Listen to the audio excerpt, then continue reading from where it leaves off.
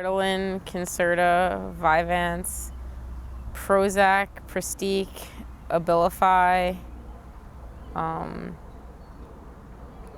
There's some more. I can't even remember all of them. Xanax. Concerta. I was on Concerta for 4 years when I was starting when I was 7. It just flattened me out, I guess. I just I was stressed out all the time, and I didn't really know why. And I stopped taking it, and wasn't nearly as stressed out as I used to be when I was 12. The medical term, this is what my psychiatrist told me. He said it's called a crap out, and it's when the medicine just stops working and just doesn't work for you anymore. And it just stopped working for me in the middle of the school year when I was in college, and I really lost my mind. I was really, really depressed, and I couldn't get through the day without crying, without literally just freaking out about everything. Nothing was right for a really long time. And I still feel I feel the side effects from that. Prozac, Prestique, Abilify. Zoloft. I was told that it would make me sleepy, so I should take it at night, but I wasn't told that the total opposite effect could happen, where it makes you very hyperactive. So I took it at night and couldn't sleep. I felt like I was crawling out of my skin. I woke up and was severely nauseous. I dry heaved for a whole day straight and stopped taking it immediately because, part of my anxiety was being sick too. So that made medication in the first place difficult, but the adverse reactions weren't really explained to me before I took them. It was more you need relief, you can't get it yourself, don't you deserve relief? This will help you escape. And I was yeah, I do deserve that. So I took it, and it made it worse. So. Because my physician or the registered nurse was really adamant about me taking medication because that's what had worked for her. And I was 17 at the time, and my parents trusted my decision, and I was not informed at all, but I felt informed because of the way the nurse had described it to me. But yeah, no. Wellbutrin, Xanax, Paxil, and Lexapro. As far as medication, in my experience with it, it's very trial and error, and I've been told that it is trial and error. Sometimes we give you this drug and it doesn't work, and then we combine it with something else, and then we stop this, and that's really scary to me. As someone who might be prescribed or suggested to me that I should, take those combination of drugs without knowing what it would do to me. So yeah, I'm pretty wary about medication now that I've tried it, especially because it hasn't helped me at all. Xanax, Klonopin.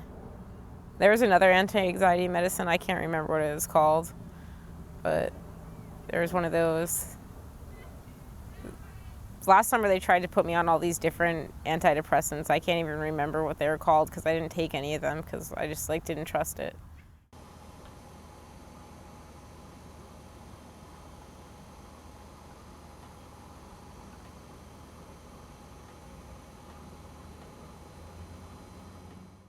Depression, ADD, ADHD, borderline personality disorder. Yeah, I stopped going to people once they told me I had borderline personality disorder because I was just I don't really believe in labels, so I just thought it was stupid.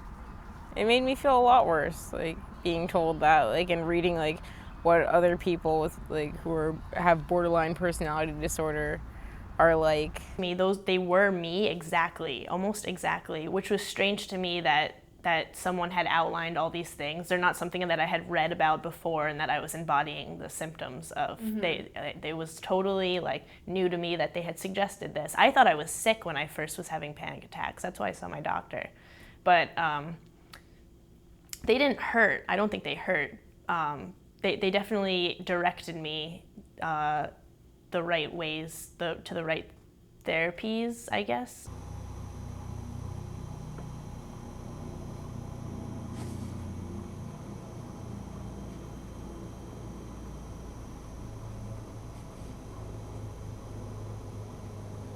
But then when I got older, I started becoming more displaying more depressive personality traits, like depressing personality traits, and my parents didn't really understand that because neither of them have depression or like understood what I was going through.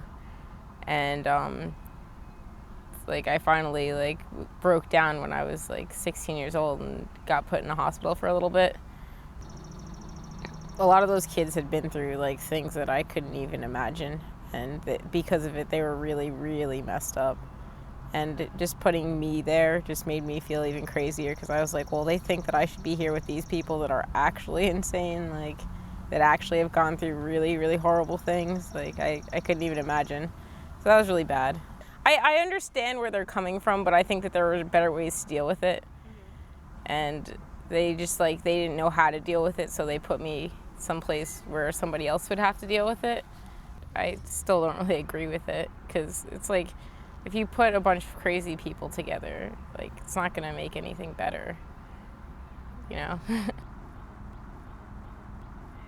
My senior year of high school, I had a panic attack in every single class for the duration of class, so 4 classes a day for an hour and 20 minutes. And the only relief that I would have was between classes for like the 10 minutes that you'd switch. So for an entire year of school, I had 4 panic attacks a day, and then also couldn't eat lunch in public. So like I was like, that's when I sought help, because that's when it was like it spiraled out of control. And then my second semester that I was there, towards the end of it, I like had a total meltdown. Like I was crying for 3 weeks straight, and I felt so sick. My dad had to come and get me. I had to leave school 3 weeks early. And I finished school from home, and I went to my doctor, and she said, go to the emergency room and see, like not because it was an emergency, but go to the emergency room and see if you can get someone from like psychiatry to talk to you to get you into this program. And they put me in acute outpatient hospitalization. So after that, I went to the hospital every day for like 2 or 3 weeks. And I think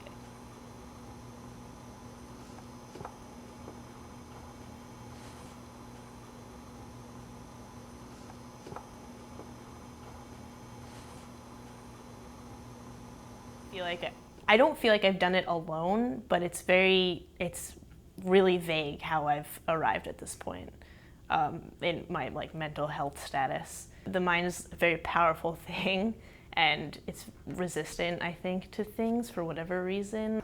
It's just different dispositions in people. People are just like not all the same. Not everybody can look at everything and be happy about it, and not everyone's going to look at something and see the negative side about it. It's just people.